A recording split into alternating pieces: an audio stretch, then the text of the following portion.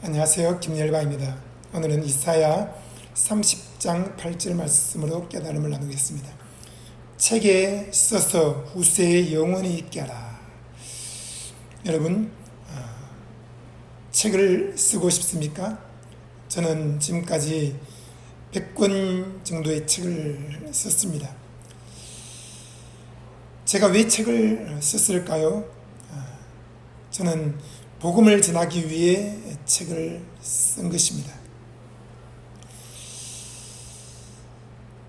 예수님을 만나고 책을 써야 되겠다는 뜨거운 열망이 올라왔습니다.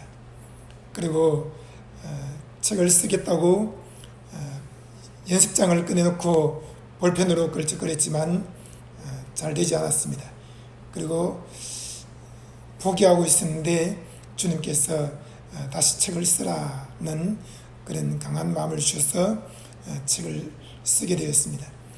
그때 26살 때 책을 쓰려고 시도했고 결국 29살이 되었을 때 컴퓨터를 한 대 사서 자판을 두드리기 시작했는데 한 달 만에 성령님과 교제법이라는 책이 완성이 되었습니다.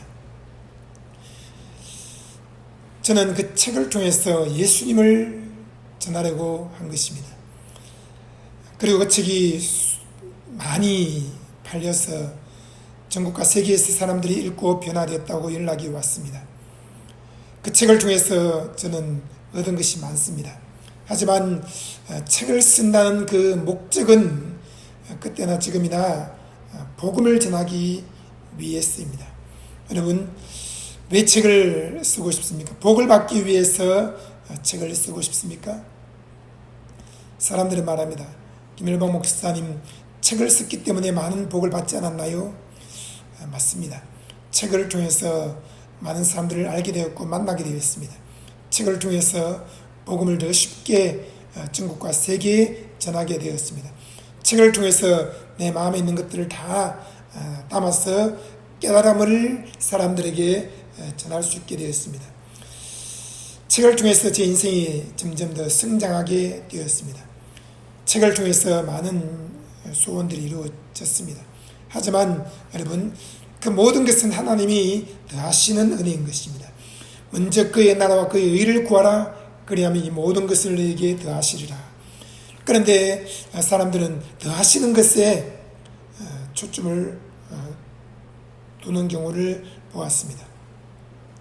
책을 쓰면 성공하게 돼. 책을 쓰면 많은 돈을 벌 수 있어. 책을 쓰면 유명해져. 책을 쓰면 새로운 위치에서 권력을 갖게 돼. 맞습니다. 하지만 그 마음의 중심이 그런 것에만 초점을 맞추고 있다면 굉장히 위험한 것입니다. 책을 쓰는 목적은 복음을 전하기 위해서입니다. 복을 받는 것은 여러분 너무 신경 쓰지 마십시오. 예수님이 복이고 그 예수님이 내 안에 들어와 계시면 나는 이미 복을 받은 것입니다. 예수님이 내 대신 죄와 목마름과 병과 가난과 어리석음과 징계와 죽음을 다 짊어지고 십자가에서 피와 땀과 눈물을 쏟으며 값을 다 지불하셨습니다. 예수님은 죽은 지 사흘 만에 부활하셨습니다. 그리고 예수를 믿는 사람들에게 의와 성령 충만과 건강과 부유와 지혜와 평화와 생명을 강물처럼 넘치게 주셨습니다. 예수님을 믿기만 해도 하나님은 우리에게 이미 큰 복을 주셨습니다. 하나님의 의를 선물로 주셨고 하나님의 성령을 선물로 주셨고 하나님의 건강과 부유와 지혜를 선물로 주셨고 하나님의 평화와 하나님의 영원한 생명을 선물로 주신 것입니다. 우리가 구원받았다는 것, 성령을 받았다는 것, 이것이 가장 큰 복인 것입니다. 다른 것은 다 하나님이 후회해 주셔서 이 땅에서 누리게 하시는 것들입니다. 여러분, 모든 인생은 다 지나갑니다. 우리가 받아 누리는 것들도 다 지나갑니다. 그것이 영원히 있지 않습니다. 우리는 안개와 같고 더럽힌 백합화와 같이 잠깐 있다가 시드는 것입니다.